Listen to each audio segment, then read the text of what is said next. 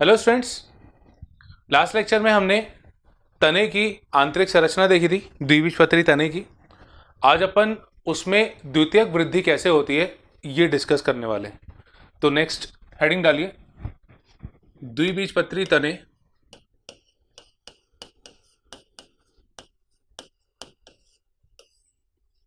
में द्वितीयक वृद्धि।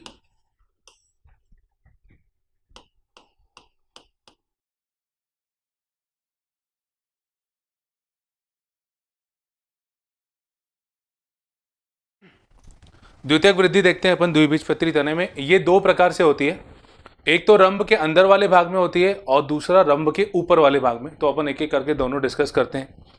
सबसे पहले मैं आपको ध्यान दिलाता हूं कि हमने जो संवहन बंडल पढ़े थे उसमें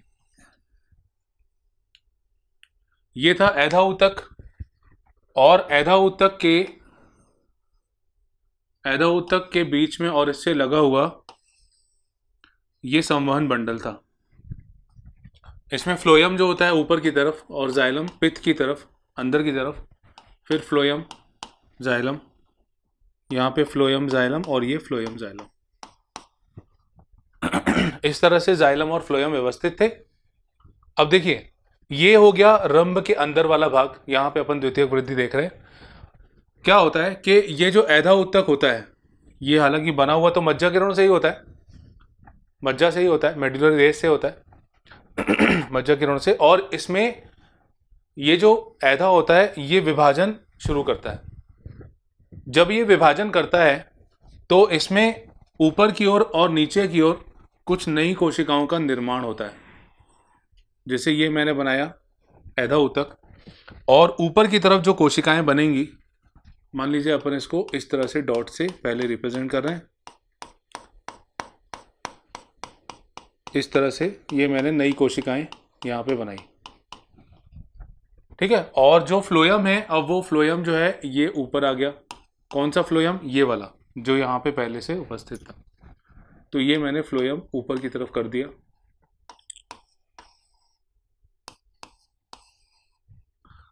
जाइलम अभी इसमें अंदर ही प्रेजेंट है। अब देखिए, जाइलम अंदर की तरफ है और जो नई कोशिकाएं बनेंगी वो नई कोशिकाएं अंदर की ओर कुछ इस तरह से विभाजन करते हुए बनेंगी।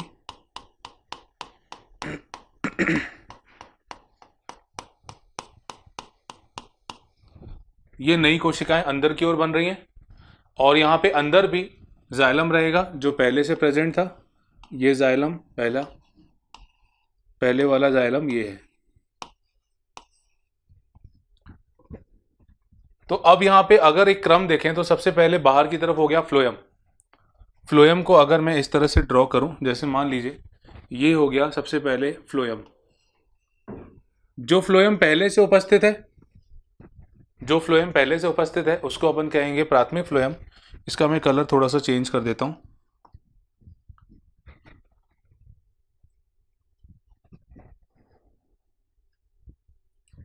ठीक है, इसको मैं ब्लैक कर दे रहा हूं। ये फ्लोयम पहले से प्रेजेंट है, इसको अपन कहेंगे प्राथमिक फ्लोयम। जो फ्लोयम से लगी हुई नई कोशिकाएं बनी हैं, जो फ्लोयम के बिल्कुल नीचे नई कोशिकाएं लगी हुई हैं इससे, इसको अपन कहते हैं द्वितीयक फ्लोयम। पहले प्राथमिक फ्लोयम होता है, उसके बाद फिर द्वितीयक फ्लोयम होता है। ठीक है, तो प्राथमिक फ्लोयम सबसे पहले बाहर हो गया इस तरह से, ये अपन ने ब्लैक से शो किया। उसके बाद ग्रीन कलर से जो कोशिकाएं बनी हुई हैं इसको अपन ने माना द्वितीयक फ्लोयम। उसके बाद फिर है संवहन ऐधा, इसके बाद फिर से संवहन ऐधा, ये मैं ब्लैक पेन से बना रहा हूं। इसके बाद जो नई कोशिकाएं बनी हैं वो है द्वितीयक जाइलम की। ठीक है, तो अंदर यहाँ पे अपन कलर चेंज कर लेते हैं। ये मान लो मैंने प्राथमिक जाइलम को ब्लैक से कर दिया। तो अब इसके बाद जो परत रहेगी कोशिकाओं की, ये रहेगी द्वितीयक जाइलम की। और उसके बाद फिर सबसे अंदर जो होगा वो द्वितीयक जाइलम के बाद जो आता है ये है प्राथमिक जाइलम।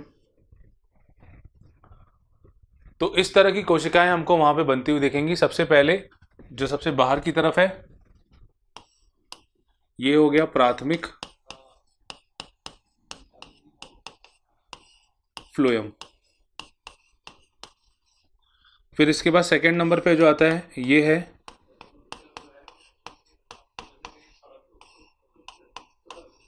द्वितीयक फ्लोएम, ये जो नई कोशिकाएं बन रही हैं। इसके बाद तीसरा आता है वस्कुलर कैम्बियम यानी संवहन ऐधा।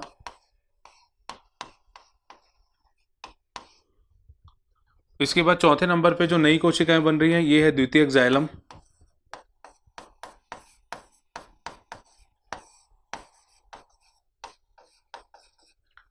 और आखिरी में जो सबसे अंदर है जो पहले से उपस्थित था ये प्राथमिक जाइलम।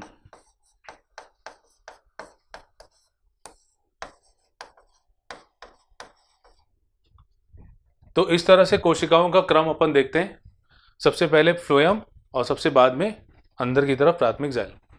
अब देखिए ये जो ऐधा ऊतक होता है ये बहुत ज़्यादा सक्रिय हो जाता है कुछ अलग अलग सीजन में।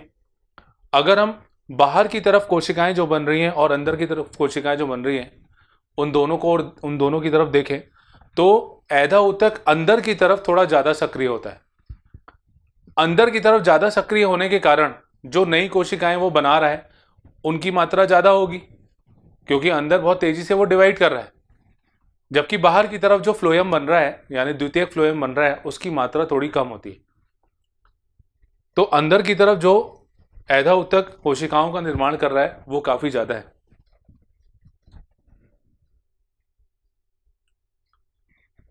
इसके बाद मैं यहां पे बना रहा हूं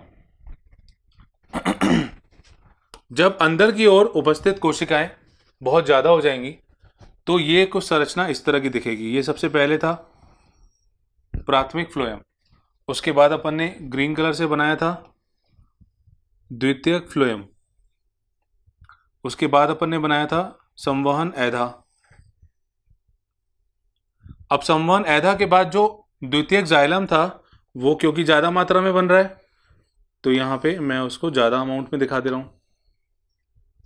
और अंदर की तरफ सबसे आखिरी में था वो था प्राथमिक जाइलम। तो कुछ समय के बाद ये संरचना हमको इस प्रकार की दिखती है। देखिए जैसे जैसे द्वितीयक जाइलम बनता जाता है उसकी संख्या उसकी मात्रा बढ़ती जाती है तो वो ऊपर उपस्थित कोशिकाओं पे दबाव लगाती है।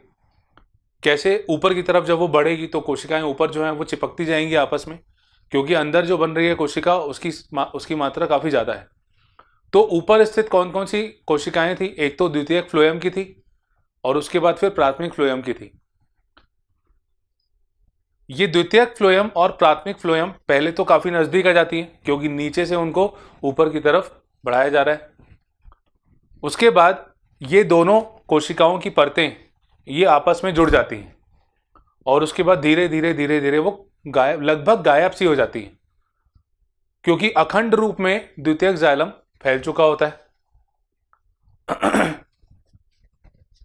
तो आखिरी में हमें द्वितीयक जाइलम दिखता है। अंदर की तरफ प्राथमिक जाइलम वैसे ही बना रहता है जैसे वो शुरुआत से होता है, थोड़ा बहुत वो अंदर की ओर बढ़ जाता है। प्राथमिक फ्लोएम और द्वितीयक फ्लोएम धीरे धीरे अदृश्य हो जाती है। तो मैं इसमें कुछ इंपॉर्टेंट पॉइंट्स लिख देता हूं तो आपको और थोड़ा क्लियर हो जाएगा। देखिए ऐधा ऊतक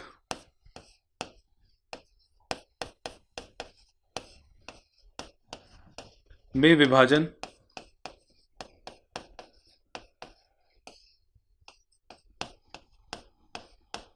होता है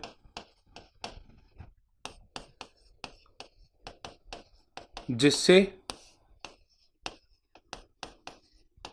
उसके ऊपर एवं नीचे की ओर, ऊपर मतलब प्राथमिक फ्लोएम के नीचे है ना, और नीचे की ओर मतलब द्वितीय प्राथमिक जाइलम के ऊपर, तो उसके ऊपर एवं नीचे की ओर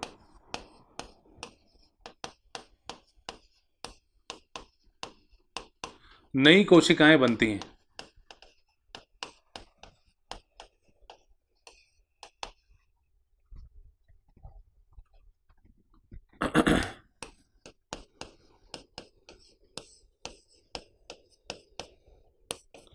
जो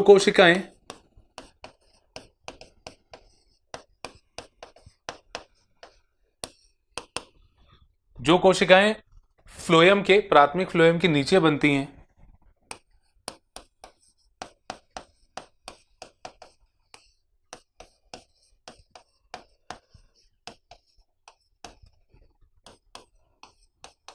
नीचे होती हैं,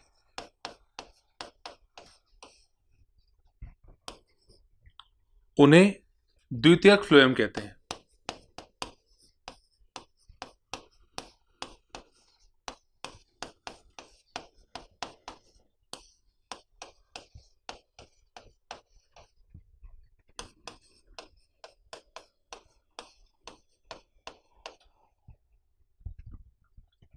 जबकि जो कोशिकाएं अंदर की ओर बनती हैं वो प्राथमिक जाइलम के ऊपर होती हैं।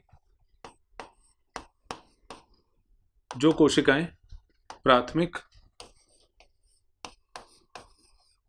जाइलम के ऊपर की ओर होती हैं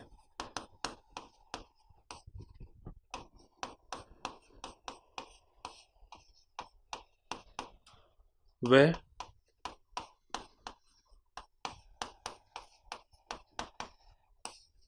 द्वितीयक जाइलम कहलाती है।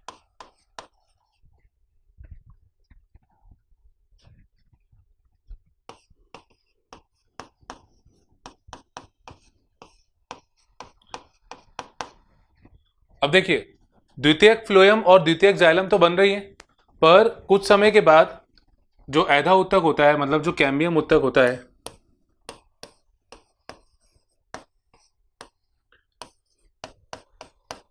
ऐधा ऊतक अंदर की ओर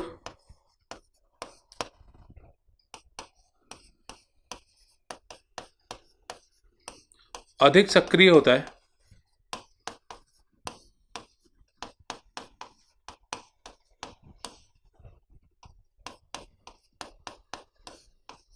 लगभग ये 8 से 10 गुना ज्यादा सक्रिय होता है।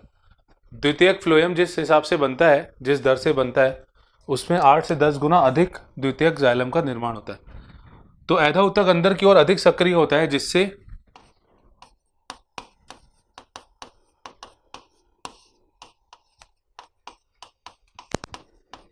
द्वितीयक जाइलम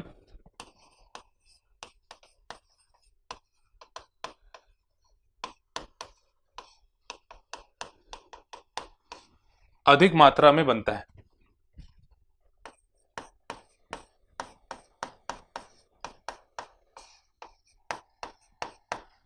और धीरे धीरे द्वितीयक जाइलम जो होता है वो अखंड रूप में फैल जाता है, अखंड रूप में दिखाई देता है।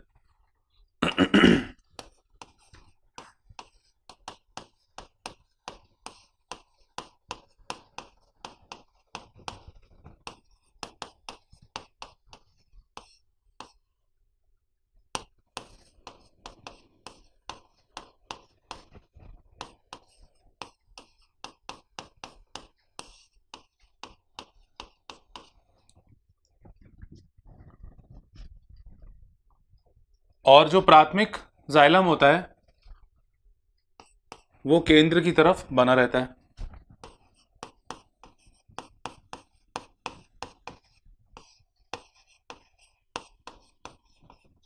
प्राथमिक जाइलम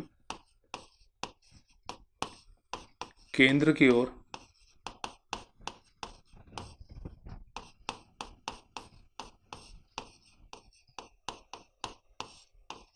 बना रहता है।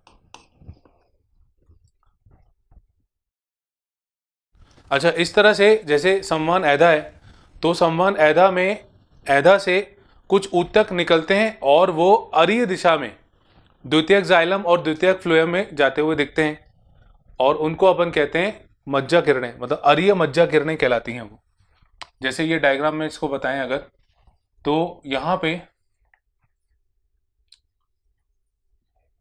पे जैसे ये संवहन ऐधा है, तो संवहन ऐधा से कुछ इस तरह से अरीय दिशा में कुछ ऊतक इस तरह से आगे बढ़ते हुए दिखते हैं, जो कि द्वितीयक जाइलम और द्वितीयक फ्लोएम के संपर्क में होते हैं।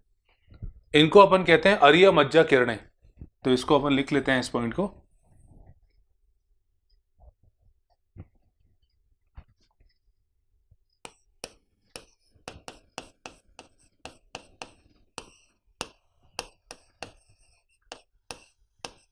संवहन ऐधा से कुछ ऊतक बनकर द्वितीयक जाइलम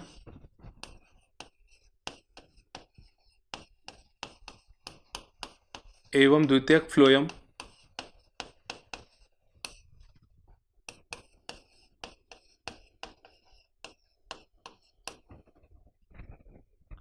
में दिखाई देते हैं,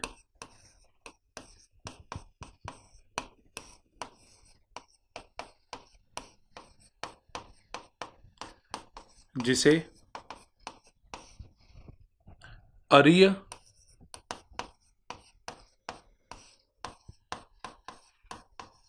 मज्जा किरणें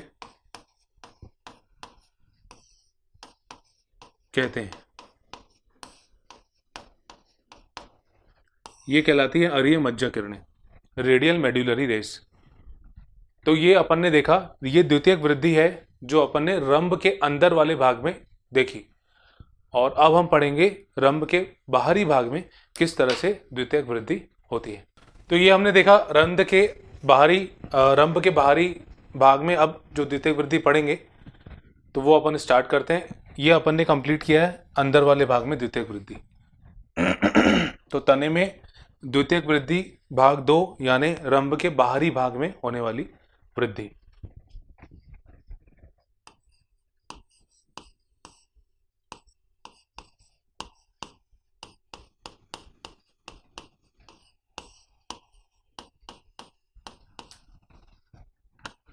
बाहरी भाग में होने वाली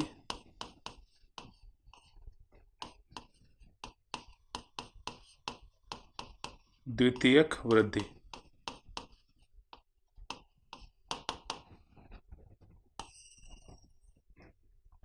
देखिए अब इसमें क्या करते हैं, जैसे अब आपको आंतरिक संरचना इसकी ध्यान होगी। आंतरिक संरचना में पहले अपन ने बात की थी कि ये सबसे बाहरी यानी बाह्य त्वचा, उसके बाद अपन ने कुछ कोशिकाएं बनाई थी जिसे अपन ने अधस त्वचा यानी हाइपोडर्मिस कहा था, जो कि स्क्लेरन कायमा का बना होता है,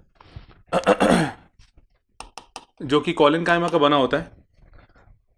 ठीक है, ये हाइपोडर्मिस वाला भाग। फिर इसके बाद भीतरी वल्कुट कोशिकाएं थी जिनमें कुछ अंतरकोशिकीय स्थान होता है, और उसके बाद फिर अंतस त्वचा थी जिसमें स्टार्च यहाँ पे कणों के रूप में इकट्ठे होते हैं, इसीलिए इसे स्टार्च आच्छद भी कहते हैं। और बाकी नीचे वाला भाग। अब यहाँ पे जब द्वितीयक वृद्धि होती है तो ये वाले भाग में यानी भीतरी वल्कुट कोशिकाएं जो होती हैं उसमें विभाजन शुरू होता है।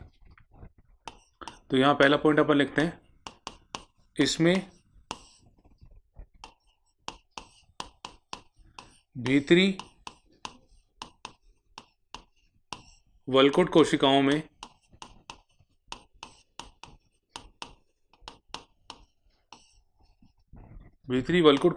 में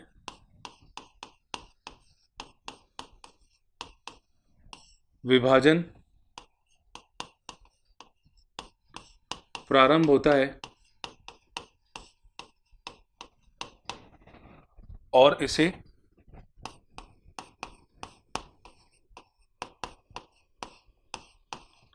कॉर्क कैम्बियम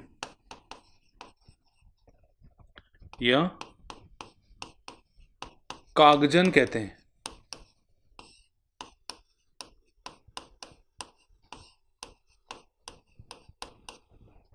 इसे कॉर्क कैम्बियम या कागजन कहते हैं। तो अब मैं यहाँ पे कॉर्क कैम्बियम के बारे में देखिए। कॉर्क कैम्बियम कुछ इस तरह की कोशिकाएं जो अभी नई बन रही हैं, न्यू बन रही हैं।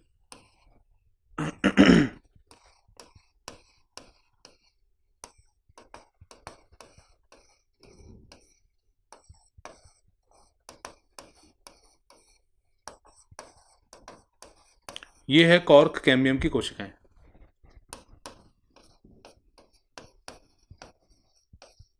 आपको यहाँ पे दोनों नाम याद रखने, कॉर्क कैम्बियम को अपन कागजन कहते हैं।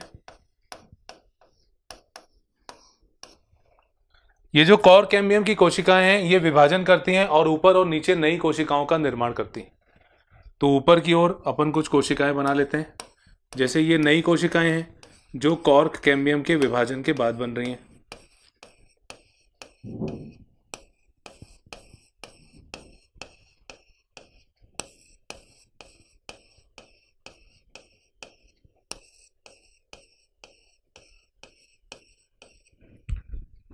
इसमें विभाजन के पश्चात जो नई कोशिकाएं बनती हैं उसे अपन कहते हैं कॉर्क।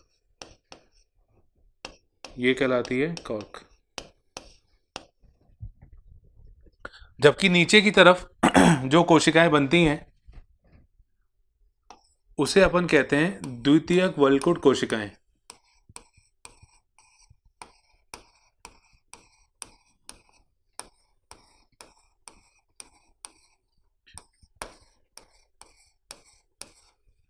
ये बनती हैं द्वितीयक वल्कुट कोशिकाएं। ये पेरेनकाइमेटस होती हैं, पेरेनकाइमा की बनी होती हैं। ये है द्वितीयक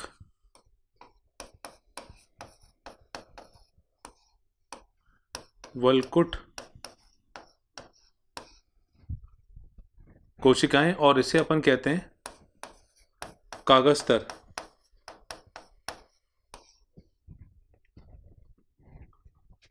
ठीक है, तो इन तीनों को मिला के, कॉर्क, कागजन और कागस्तर को मिला के हम एक शब्द यूज करते हैं, इसको अपन कहते हैं परिचर्म।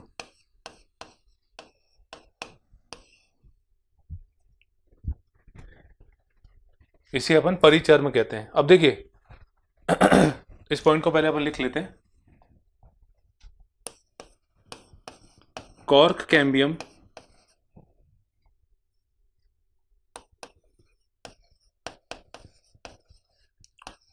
में विभाजन के बाद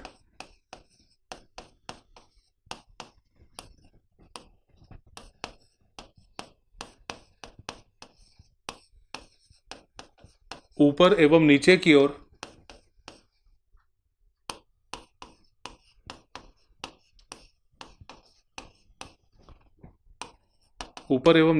नई कोशिकाएं बनती हैं।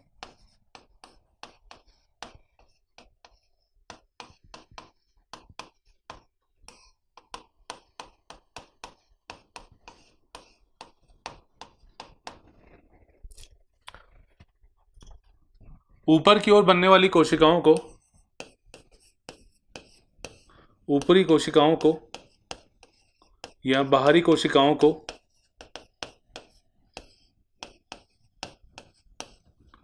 कॉर्क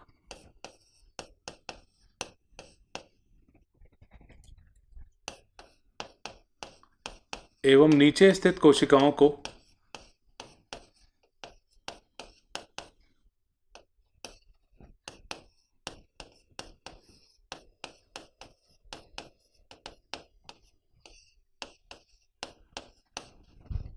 कागस्तर कहते हैं।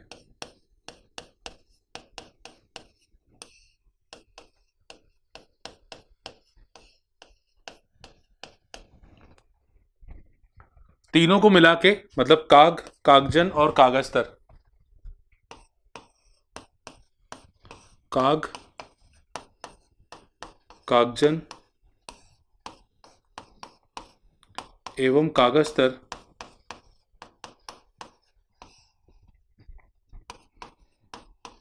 को मिलाकर या संयुक्त रूप से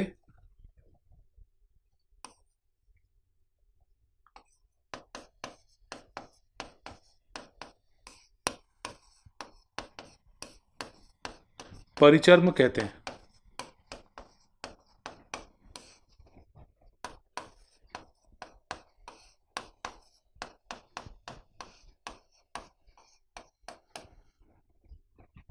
तो इन तीनों को मिलाकर अपन परिचर्म कहते हैं।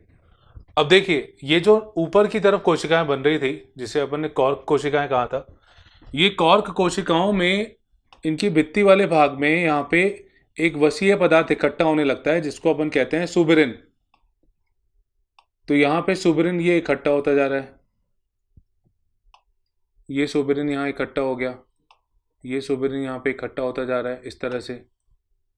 ठीक है, तो ये सुबेरिन यहाँ पे भरता जाता है।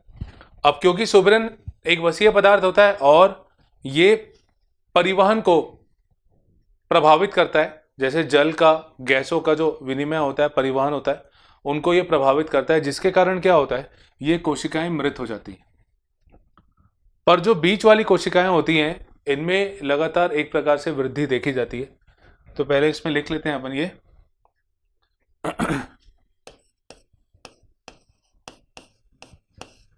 काक कोशिकाओं की भित्ति में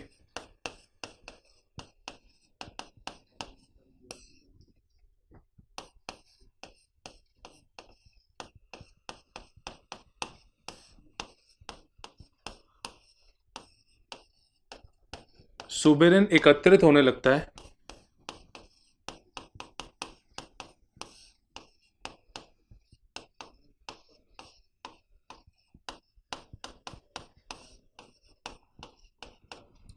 जिससे जल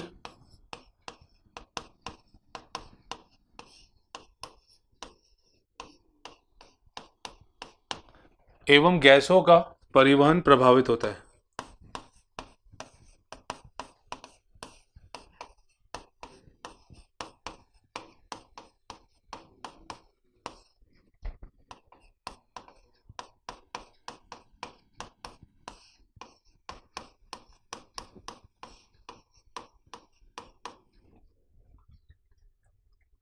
जिसके कारण ये कोशिकाएं मृत हो जाती हैं।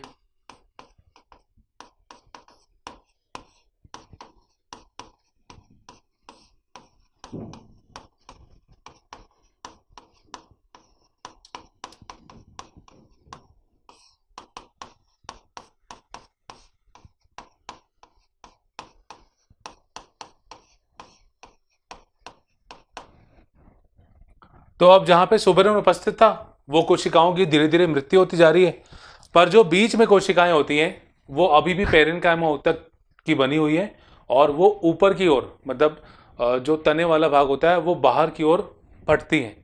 मतलब तने वाले भाग में, जिसको अपन अब छाल वल्क कहने वाले हैं, छाल कहने वाले हैं, उसमें एक छोटा से छिद्र के रूप में ये कोशिकाएं हमें दिख सकती हैं।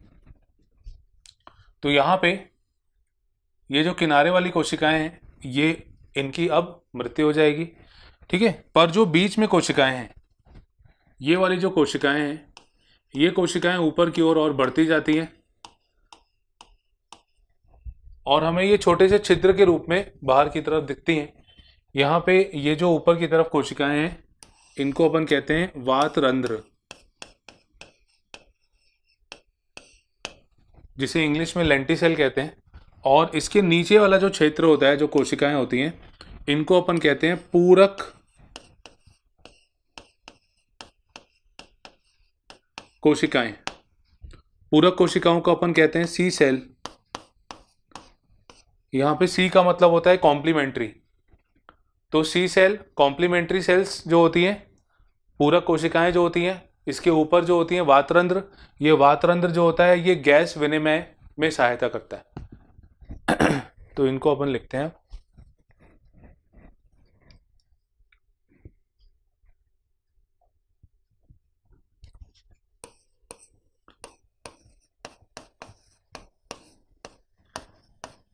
कॉर्क में उपस्थित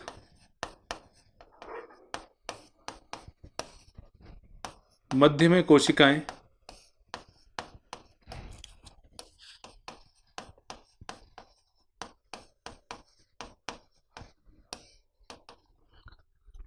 पेरेन्काइमा वाली होती हैं,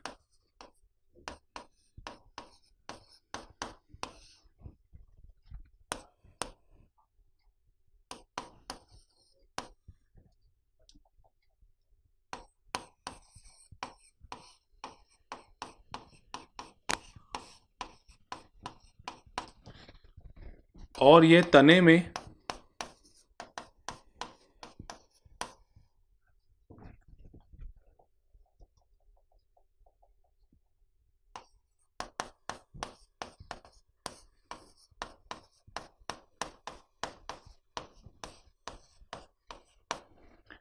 तने में बाहर की ओर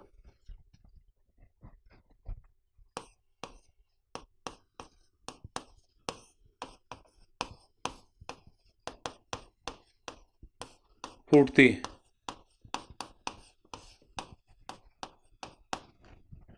ये कोशिकाएं लेंस आकार की होती हैं, मतलब एक तरह से लेंस आकार की है या लेंस के जैसा छिद्र वहां पे अपन को दिखता है।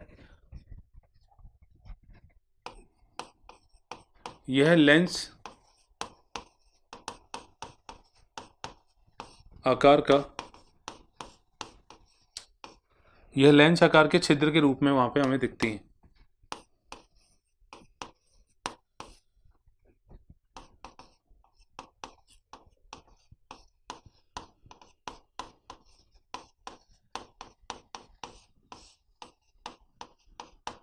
और इसे अपन कहते हैं वातरंध्र।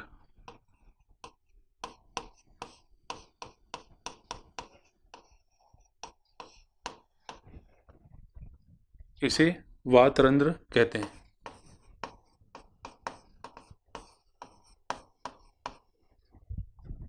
अच्छा, ये गैसों के परिवहन में, मतलब गैस विनिमय में सहायता करती है।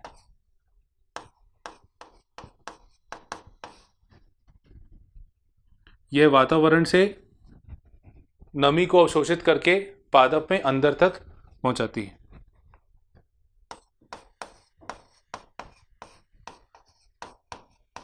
यहां पे गैस विनिमय लिख दे रहा हूं मैं ताकि कंफ्यूजन ना हो। गैस विनिमय और नमी को अवशोषित कर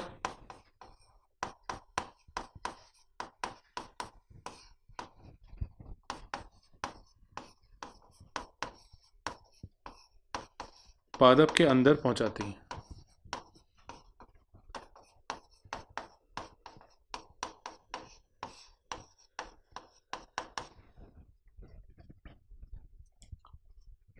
इसके नीचे, मतलब ये जो वातरंध्र होते हैं, इनके नीचे पूरक कोशिकाएं होती हैं और उनका कार्य जो होता है वो वातरंध्र जैसा होता है। पूरक कोशिकाओं का कार्य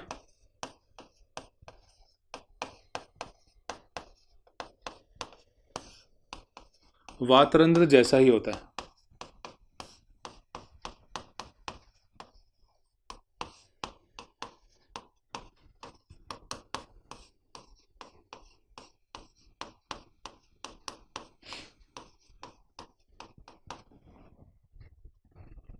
तो ये हमने देखी द्वितीयक वृद्धि। चलिए इसको मैं एक बार रिवाइज करा देता हूँ।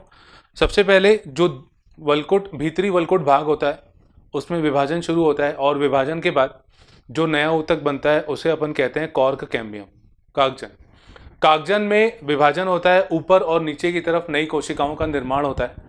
ऊपर की तरफ जो कोशिकाएं बनती है उसे अपन कॉर्क कोशिका कहते हैं और नीचे की तरफ जो बनती है उसे अपन कागजस्तर कहते हैं। इन तीनों को मिला के हम परिचर्म कहते हैं। ऊपर वाली जो कोशिकाएं होती हैं उनकी भित्ति में सुबेरिन नाम का पदार्थ इकट्ठा होने लगता है, जो कि वसीय पदार्थ है। सुबेरिन पदार्थ के इकट्ठा होने से वहां पे जो गैसों का परिवहन है, जल का परिवहन है, ये रुकने लगता है, जिसके कारण वो वाली कोशिकाएं जो होती हैं मृत हो जाती है। परंतु बीच में जो कोशिकाएं होती हैं उनमें अभी भी विभाजन हो रहा है और वो अभी पैरेन्काइमा ऊतक वाली हैं और विभाजित होते होते वो ऊपर की तरफ पहुंचने लगती हैं। वो तने में बाहर की तरफ दिखाई देती है हमें फूटती हुई। लेंस आकार का शेप, लेंस शेप वहां पे हमको मिलता है छाल वाले भाग में। वातरंध्र कोशिकाएं इनको अपन कहते हैं और इनका काम जो होता है वो गैस विनिमय और जल को अवशोषित कर पादप के अंदर तक पहुंचाना। इसके अलावा वातरंध्र के नीचे जो कोशिकाएं होती हैं उन्हें अपन पूरक कोशिकाएं कहते हैं। इनका काम भी सेम वातरंध्र कोशिकाओं जैसा होता है। तो ये हमने द्वितीयक वृद्धि तने में पूरी की। अब इसी से जुड़ा हुआ भाग जिसको अपन छाल वल्क कहते हैं या सिंपल छाल कहते हैं, इसके बारे में अपन पढ़ते हैं। तो ये हो गई द्वितीयक वृद्धि। अब अपन नेक्स्ट पढ़ते हैं छाल वल्क के बारे में।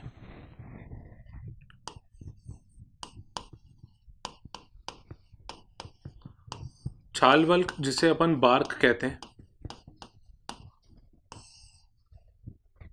देखिए, अगर अपन ऊपर से नीचे तक का क्रम देखें तो सबसे पहले हो गया कॉर्क, कॉर्क के बाद हो गया कॉर्क कैम्बियम, उसके बाद हो गया द्वितीयक वल्कुट और उसके बाद फिर नीचे वाले भाग, मतलब जैसे अंतस्त्वचा, फिर परिरम कोशिकाएं, परिरम कोशिकाओं के बाद प्राथमिक फ्लोएम, द्वितीयक फ्लोएम, संवहन ऐधा और उसके बाद फिर जाइलम वाला भाग।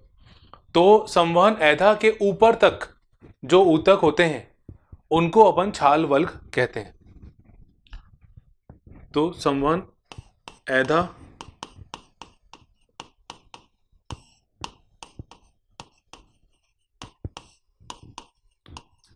के बाहर तक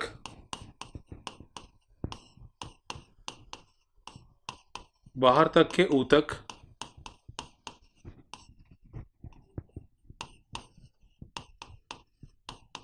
छाल वल्क बनाते हैं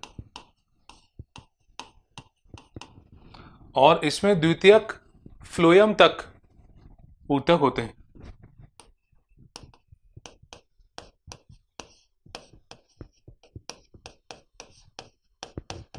इसमें द्वितीयक फ्लोएम भी आता है।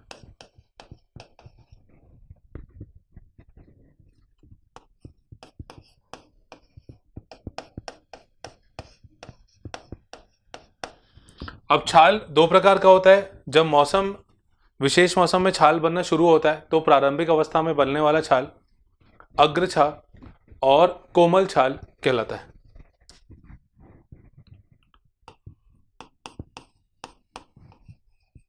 एक होता है अग्र छाल,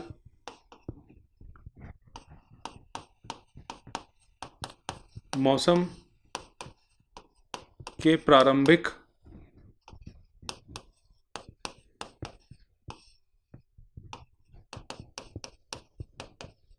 अवस्था में बनने वाला छाल।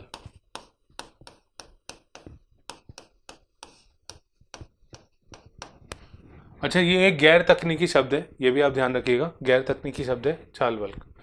अग्र छाल, इसी को अपन कहते हैं कोमल छाल।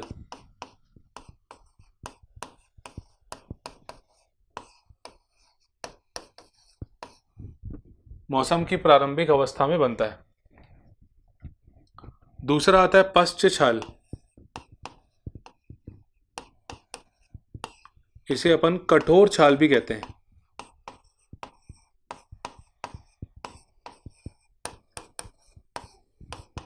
ये मौसम के अंत तक बन जाता है।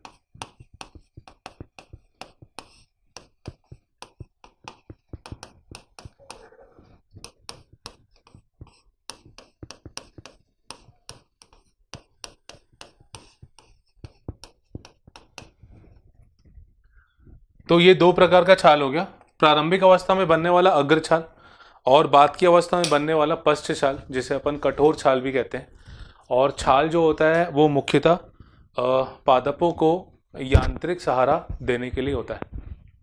तो ये आज हमने द्वितीयक वृद्धि वाला भाग पूरा किया। छाल किस तरह से बनता है, क्या होता है छाल, कितने प्रकार का होता है, ये सब अपन ने आज डिस्कस किया। आने वाली क्लास में हम एक बीजपत्री तने की आंतरिक संरचना का अध्ययन करेंगे। Thank you.